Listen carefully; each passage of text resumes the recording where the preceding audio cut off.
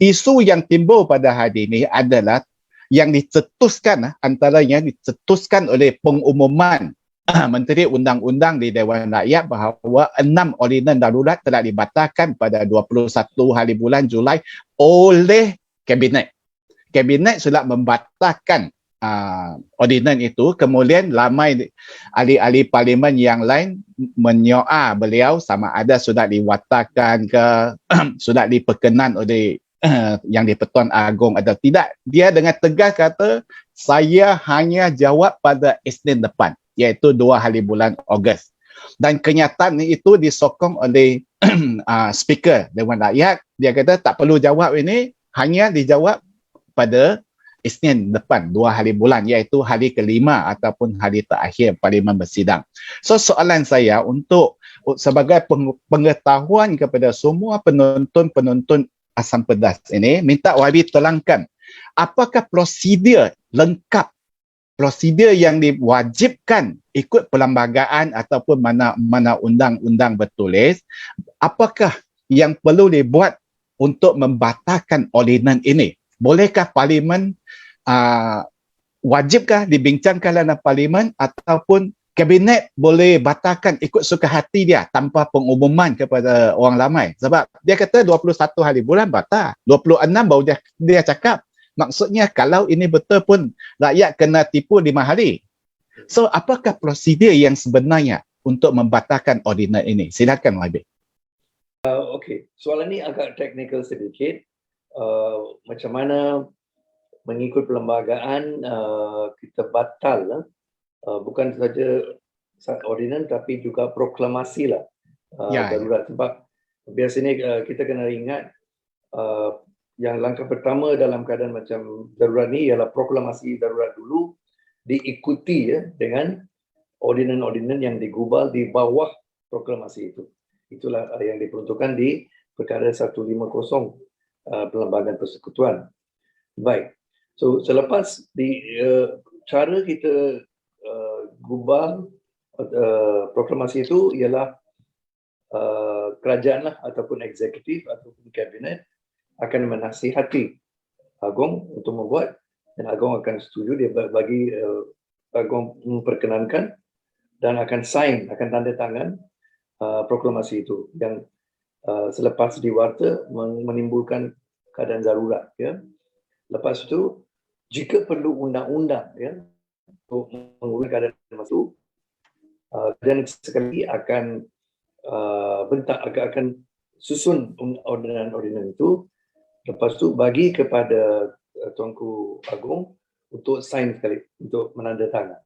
Sebab Tuanku Agong mesti setuju, ya, mesti memperkenankan ordinan itu sebelum dijadikan undang-undang yang sah. Itulah prosedur. Itu prosedur pembuatan dia, ya. Jadi peranan Agong dalam pembuatan ordinan ini jelas, ya. Dia mesti bagi persetujuan dan menandatangan itu sebelum diumumkan. Sekarang kita pergi kepada isu pembatalan, ya. Pembatalan biasanya prosedur ialah apabila darurat atau dalam darurat ke selepas darurat, bila Parlimen bersidang, ya, itulah masanya untuk membatalkan, ya, darurat dan juga ordinan-ordinan yang dibuat di bawah itu. Okey, apa cara kita buat? Yang saya nampak dalam perkara 150 khususnya kurungan 3, ya, peruntukan itu, ya. Kita ada prosedur ialah jelas, ya. Langkah pertama ialah kerajaan mesti bentang di Parlimen dokumen itu. Istilah dalam bahasa Inggeris ialah laid before the House. Maksudnya letak salinan itu atas meja lah, ya. Tapi bukan saja itu. Kalau itu maksudnya dia diletak atas meja tapi dia masih sah, ya.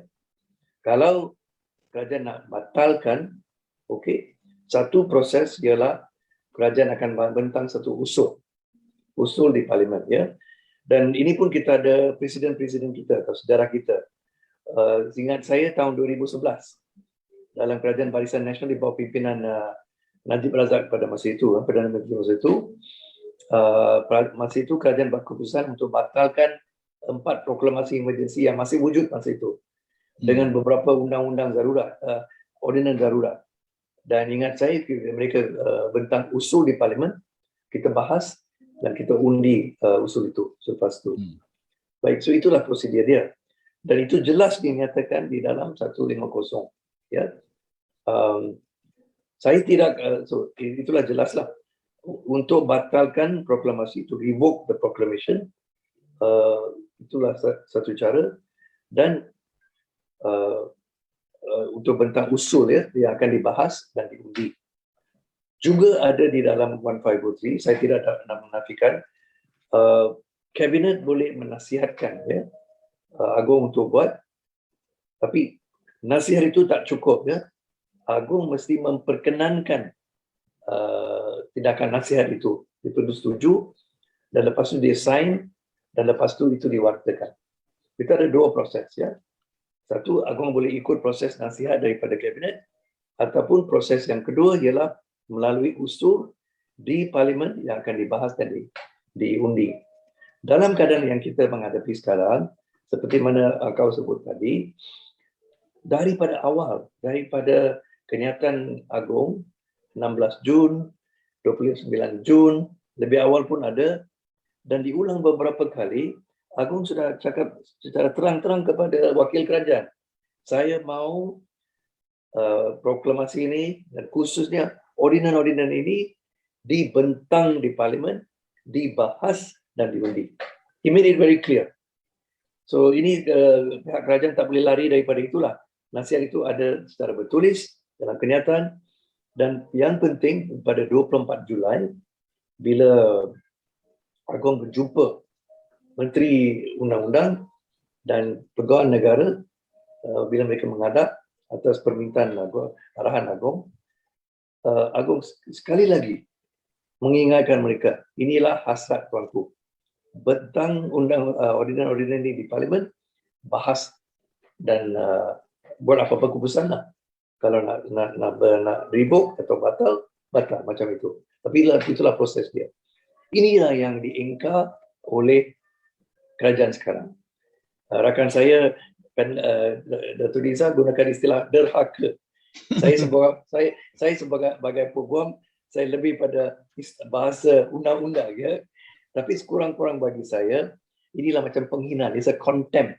Ya. Kalau macam kita ada penghinaan mahkamah, kita juga ada konsep penghinaan Parlimen.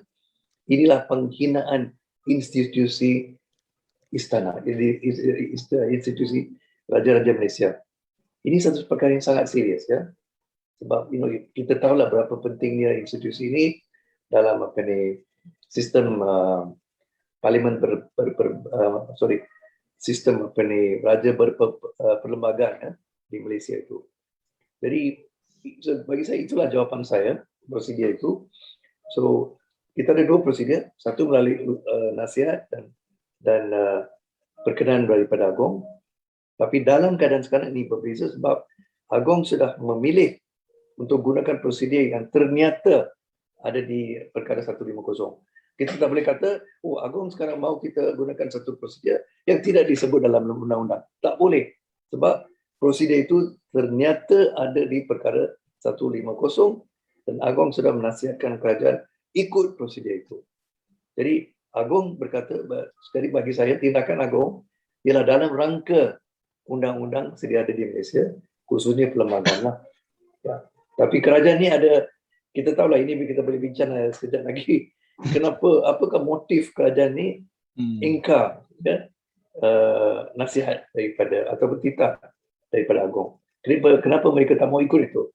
Saya rasa itulah satu perkara yang cukup kita perlu bincang, kita perlu buat analisa juga.